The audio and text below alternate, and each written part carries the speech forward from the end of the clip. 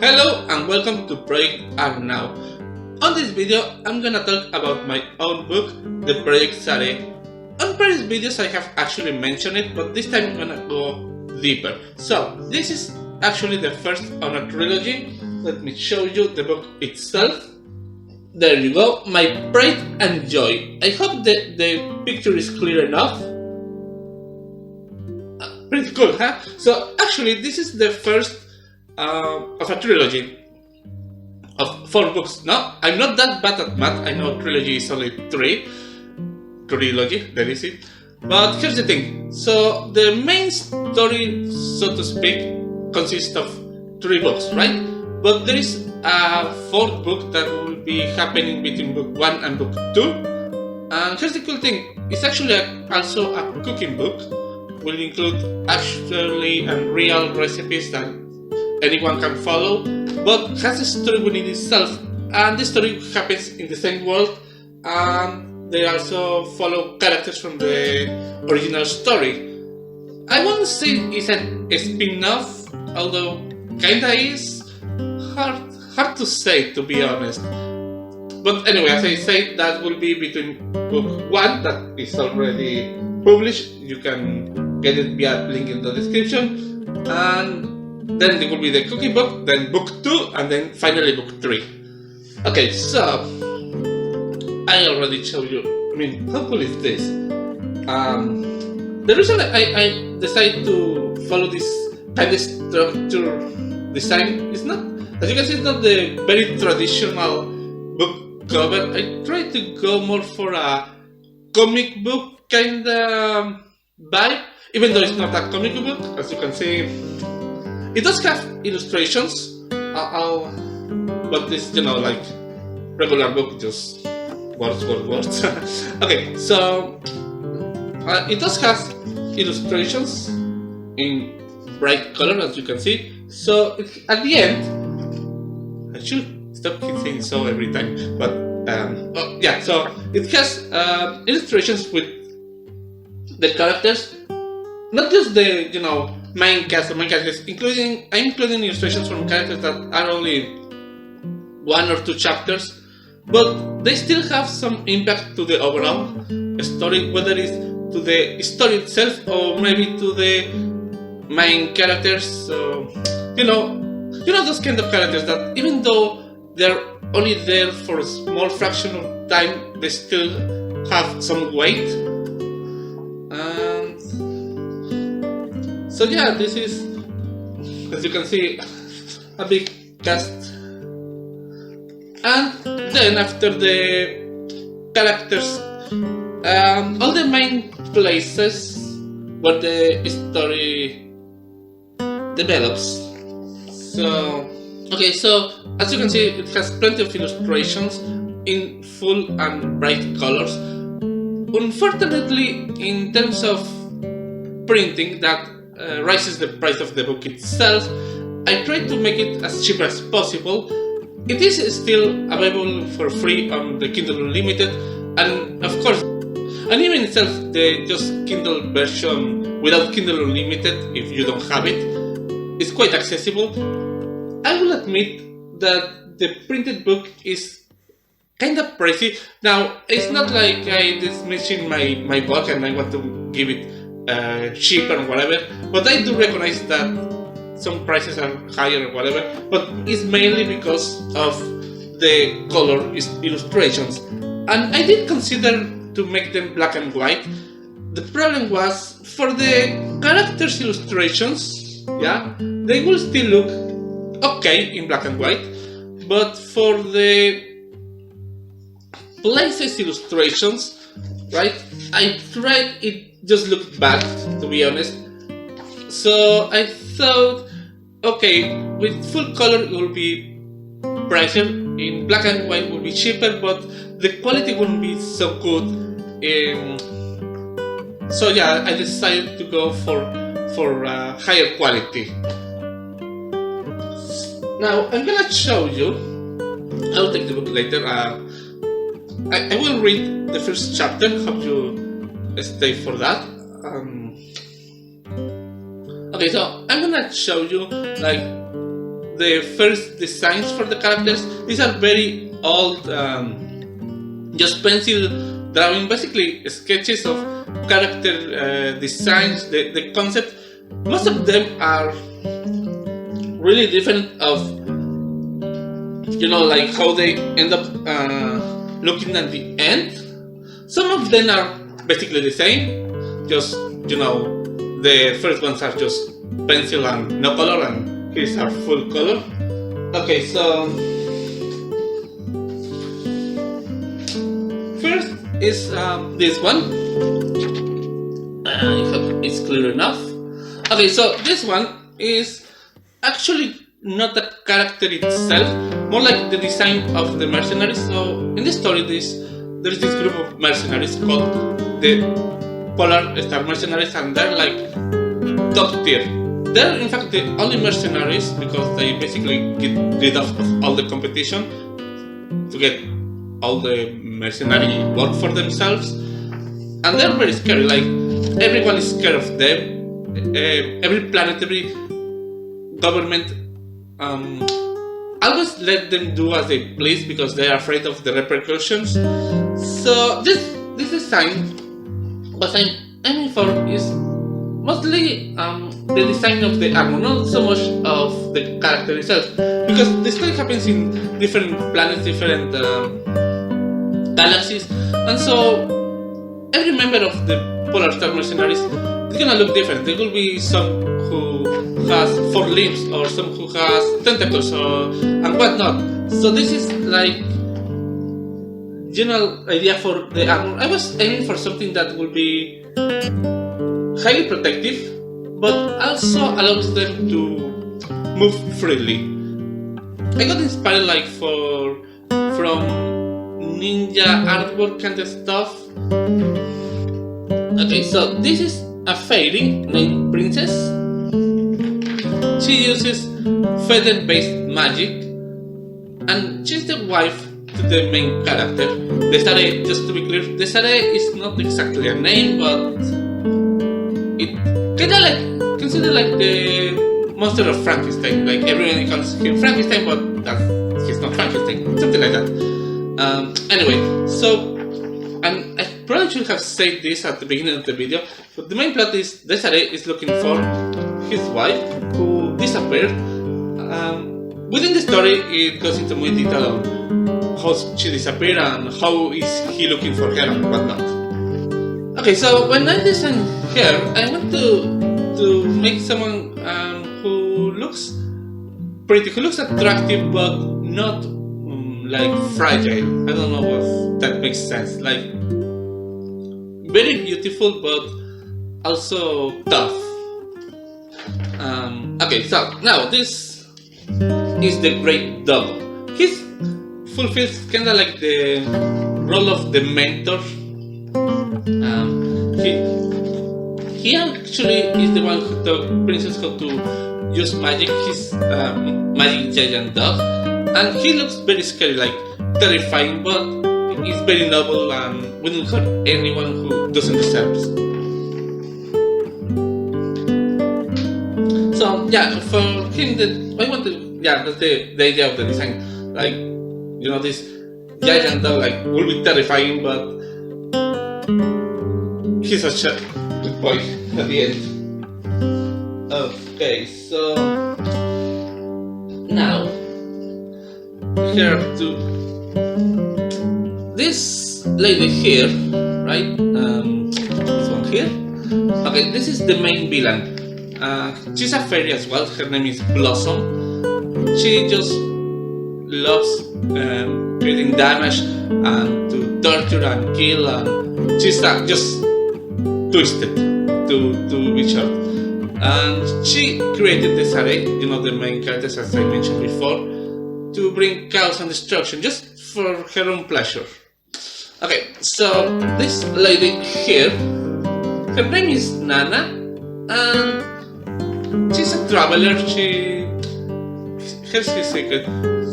She needs to drink coffee. She's immortal, in fact. As long as she has at least 1 cup of coffee every 24 hours, she cannot die. And she becomes friends with the Desiree. or at least one of the persons of the Sare. I will go into detail with that later on.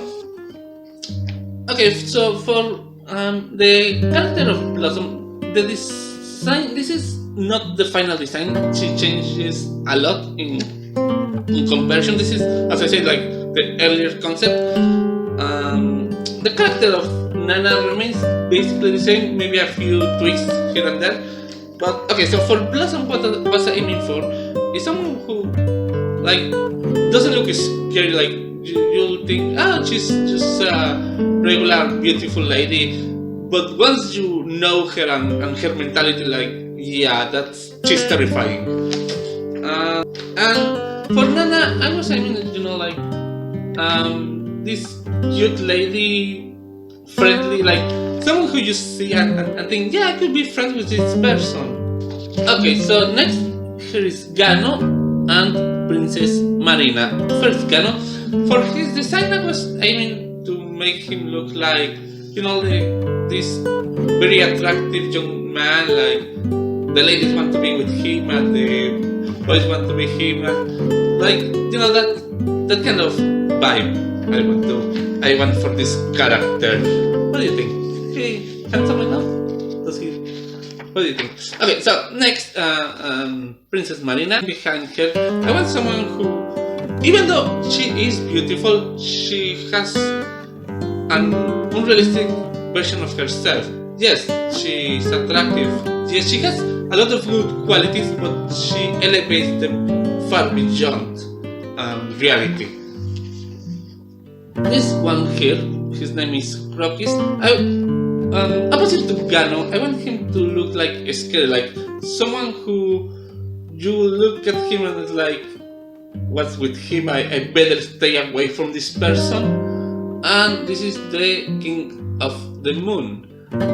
I cannot give much information about him at the moment, but he's very, very important.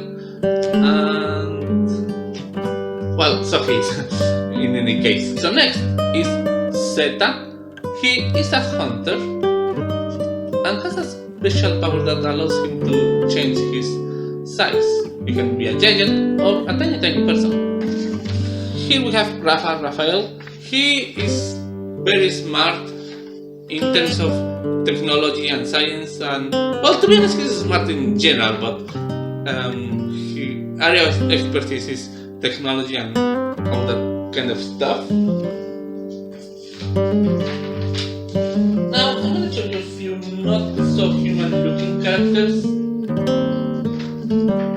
like this one. Actually, this is the same design for two characters because they look the same, so I just did Fa and Ta.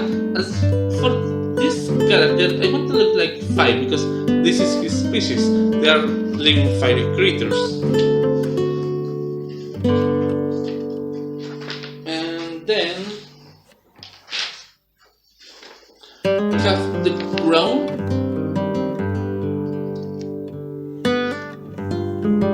He is a predator, like an apex predator, but is not evil.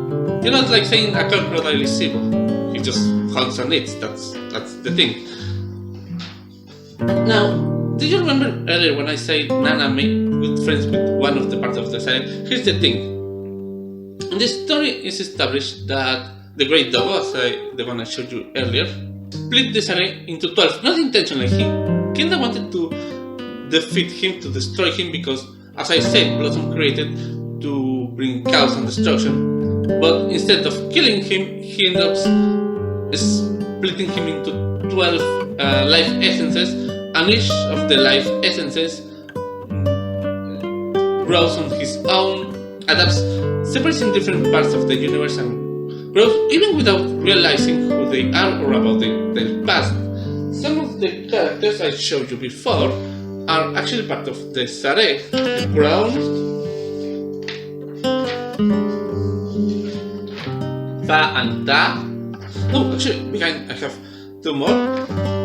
Kit, who is not a bird, is a Kalu, but people always think he's a bird. Emilo, they are also part of the Sare and some others. Okay, so if each part of the series has amazing powers because obviously when Blossom created him, he bestowed him with all sorts of magic and non-magic powers to make him easy to cause all this destruction that she's expecting from him. Okay, so as I mentioned before, the series, he's looking for his wife, the fairy princess. Now, okay, so I don't know if you can see behind Princess Marina there is another person. So this is Carl the Jester. He and Princess Marina got together, right? So the series is telling his tale to them. This is like an attempt to find princess. Like maybe by telling his story, he will remember something, a clue, or find a way or something. Like the idea of him telling the story was actually from her. And at this point he was so desperate that he would try everything. And she also suggested that at the very least, maybe telling his story will take that weight of his shoulder. As you can see this like television, whatever he's telling them happens here. So it's not only he telling the story, they actually also see it visually. Another thing, the book is written from the perspective of Carl, the guy that's behind Princess Marina. From the storytelling perspective, the book is written by him. Here's how it works. He's using some special vest, and while he has his vest, everything that he sees, hears, is automatically transferred into the book, right? So these are his words in some way. There is a filter, like it's not like everything he's thinking goes straight to the book. There is a filter to protect his own personal secrets. Only what's relevant to the story, it goes into the book with his own writing style as well. As for the illustrations, right, the ones I showed you earlier, they, from the storyline perspective, are made by Princess Marina herself. As I mentioned before, she's selfish and spoiled and whatnot, but that's not to say that there is not good in her, that there is no positive qualities in her. Okay, so now I'm gonna read the first chapter. Chapter 1, Little Thief. Hello. I hope you're having a good day or night, depending on the time you're reading this. My name is Carl. This book you're reading exists to help find a fairy who is wife to a mystical creature. However, it serves a second purpose, and that is to tell a fantastic story. I say this because I've seen, heard, and experienced so many wonders that I had to share them with you. Now, I understand that some of what you read here may be ordinary, everyday things for some of you, but I cannot stress enough that some is the key word. It all started at the Princess Marina's 18th birthday. You see, back then I was Jester, taking blank seconds from Planet Dance. Not to toot my own horn, but I was good at it. The king was a good man, but with a hot temper. My job consisted of keeping him happy, especially when things didn't go his way. On the Princess Marina birthday celebrations, I performed my usual act, as the king loved it. But the princess demanded something new. She is the king's only child. The queen died 3 years after giving birth to the princess, and the king never remarried. I don't want to say she's a spoiled brat, but yeah, she totally is. I said, I'm good at being a jester, and it's true. However, I must admit, my act is quite limited. I juggle with some knives while reciting a poem, and then I dance as if I drank too much wine, after I had actually drank too much wine. But the king truly loved it. If ain't broke, don't fix it. When the princess demanded a new act, I got scared of what would happen if I didn't deliver. I tried to mix it up, change my original performance, making the same but different. Alas, she she saw right through it. Then my mom saved me. Well, not literally. It's just that I remember a poem my mom used to recite when I was a child.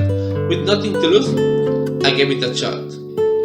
I'm not the kind of person who suffers from stage panic, but this time I trembled and sweated while I recited the poem of Little Fig. Little Fig is a fox. She can dance, she can run. Little Fig is not a dog. Little Fig is a bear. She can dance, she can run. Little Fig is the best. Little Fig is my friend. She can dance, she can run. Little Fig has no end.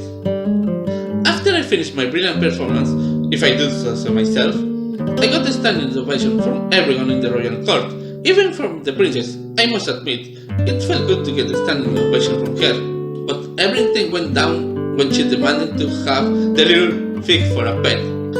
Dear Papa, I want that fox. I want the little fox to be my pet, she said to her father in a sweet yet mandatory tone. The king said directly to me, "Well, you heard her. Now get this little fig." I thought they were both crazy. What I actually said was, "But your majesty, little fig is just a fiction, she's not real." At this the princess said to me with a low voice, and I started sending chills to my spine, "So you lied?" To her I said, What? No, I will never. It's just a poem my mom used to recite." To this the king said, "Well, that explains it all. His mother lied to him."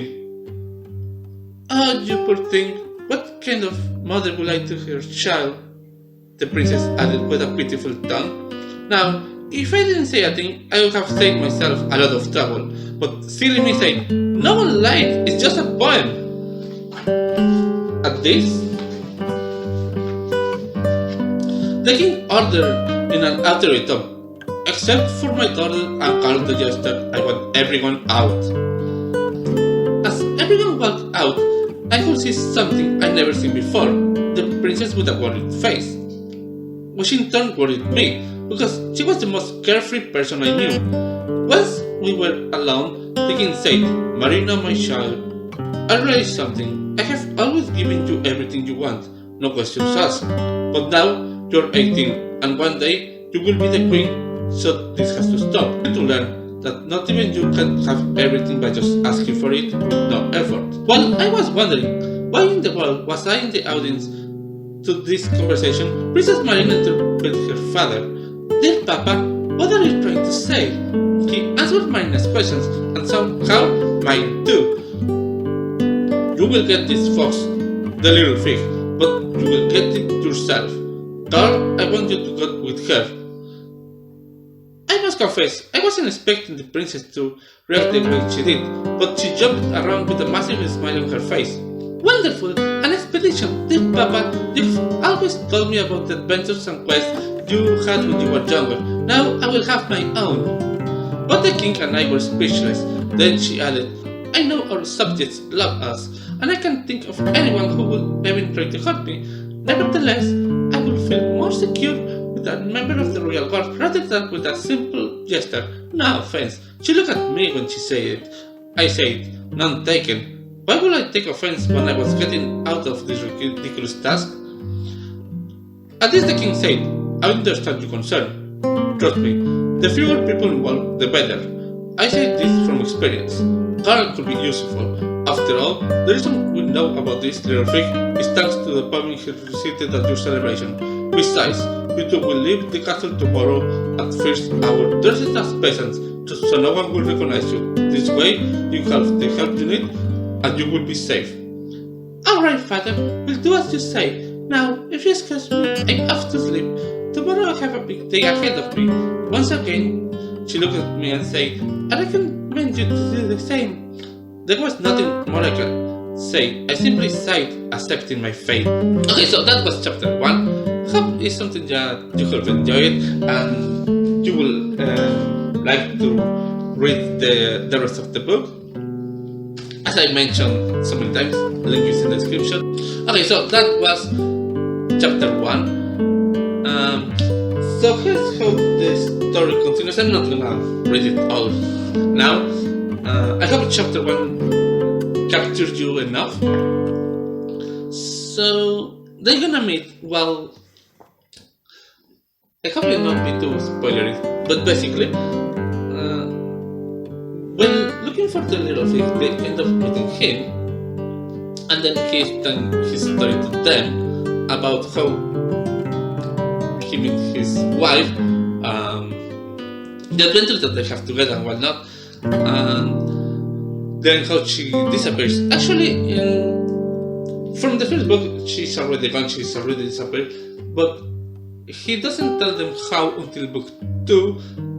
Book 1 is more like how they meet and whatnot, and then book 2 is like how develop their relationship until eventually she disappears. And well, that's it for this time. I thank you so much for watching. I hope you have enjoyed this. And what do you think of my voices? I don't like reading different voices. I hope I keep them consistent to each character. This one was easy because there were not many characters on this chapter. But yeah, I hope you have enjoyed this. Let me know in the comments what you think, and I'll see you next time. Bye bye!